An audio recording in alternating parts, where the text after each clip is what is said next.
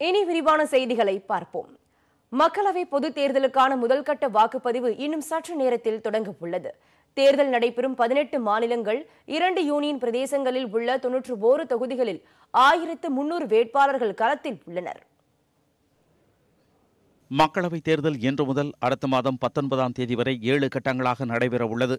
முதல் கட்டமாக அருணாச்சல பிரதேசம், ஆந்திர பிரதேசம், அசாம், பீகார், சத்தீஸ்கர், ஜம்மு காஷ்மீர், மகாராஷ்டிரா உள்ளிட்ட 18 மாநிலங்கள், 2 யூனியன் பிரதேசங்களில் உள்ள 91 தொகுதிகளுக்கு இன்று வாக்குப்பதிவு நடைபெறுகிறது.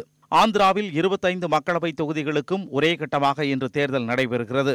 பாஜக, காங்கிரஸ், தெலுங்கு தேசம், ஒய்எஸ்ஆர் காங்கிரஸ் உள்ளிட்ட முக்கிய கட்சிகள் மற்றும் சுயேட்சை வேட்பாளர்கள் என 319 பேர் போட்டியிடுகின்றனர். 3,93,00,000 வாக்காளர்கள் வாக்களிக்க தகுதி பெற்றுள்ளனர். அசாமில் 5 தொகுதிகளுக்கு தேர்தல் நடைபெறுகிறது.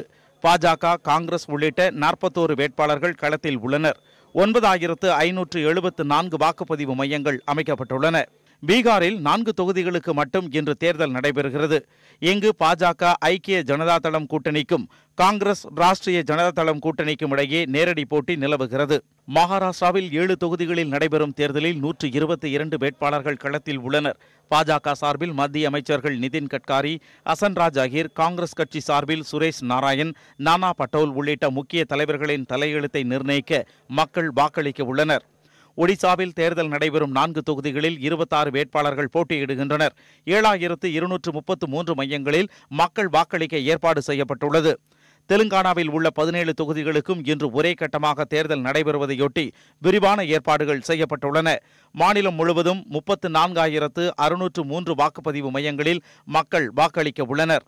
நாட்டில் அதிகபட்சமாக 80 தொகுதிகளை உள்ளடக்கிய உத்தரப்பிரதேச மாநிலத்தில் 8 தொகுதிகளுக்கு மட்டுமே இன்று தேர்தல் நடைபெறுகிறது.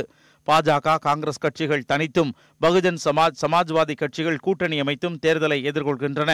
வாக்களிக்க வசதியாக 11,235 வாக்குப்பதிவு மையங்கள் அமைக்கப்பட்டு விரிவான ஏற்பாடுகள் செய்யப்பட்டுள்ளன.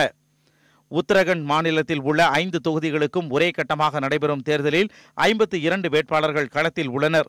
இதற்காக 11,235 வாக்குப்பதிவு மையங்கள் அமைக்கப்பட்டுள்ளன. இந்த மாநிலத்தில் பாஜக, காங்கிரஸ் இடையே நேரடியாக போட்டி நிலவுகிறது. மேற்கு வங்க மாநிலத்தில் 2 தொகுதிகளுக்கு மட்டுமே இன்று தேர்தல் நடத்தப்படுகிறது. அருணாச்சல பிரதேசம், ஜம்மு காஷ்மீர், மேகாலயா மாநிலங்களிலும் தலா 2 தொகுதிகளுக்கு இன்று தேர்தல் நடத்தப்படுகிறது.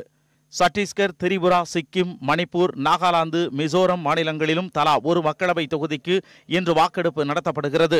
சத்தீஸ்கர் மாநிலத்தில் நக்சல் ஆதிக்கம் மிகுந்த பகுதிகளில் அசம்பாவிதங்களை தவிர்க்க 80,000 பேர் பாதுகாப்பு பணியில் ஈடுபடுத்தப்பட்டுள்ளனர்.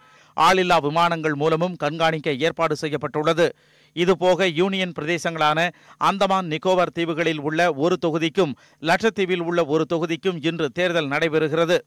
மக்களவைத் தேர்தலை தவிர ஆந்திரா, அருணாச்சல பிரதேசம், ஒடிசா, சிக்கிம் மாநிலங்களின் சட்டப்பேரவைகளுக்கும் நாடு முழுவதும் காலியாக உள்ள 37 சட்டப்பேரவைகளுக்கும் இன்று வாக்கெடுப்பு நடத்தப்பட உள்ளது. காலை 7 மணி முதல் மாலை 6 மணி வரை வாக்குப்பதிவு நடைபெற உள்ளது. இதற்கான ஏற்பாடுகள் தயார் நிலையில் உள்ளதாக தேர்தல் ஆணையம் அறிவித்துள்ளது.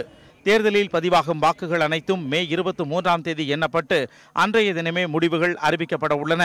இதனிடையே அசாம் மாநிலத்தின் ஹிலாகண்டி மாவட்டத்தில் வாக்களிப்பதை ஊக்கப்படுத்த பல்வேறு நிறுவனங்களுடன் தேர்தல் ஆணையம் ஒப்பந்தம் செய்துள்ளது.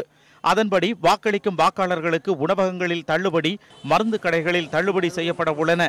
மேலும் பெண் வாக்காளர்களுக்கு நகை கடைகளில் 15% தள்ளுபடியில் நகைகள் விற்கப்படும் எனவும் அறிவிக்கப்பட்டுள்ளது. அதிக வாக்குகள் பதிவாவதை ஊக்குவிப்பதற்காக பெண் வாக்காளர்களுக்கு இலவச நாப்கின்களும் வழங்க ஏற்பாடு செய்யப்பட்டுள்ளதாக அந்த மாவட்ட தேர்தல் அதிகாரி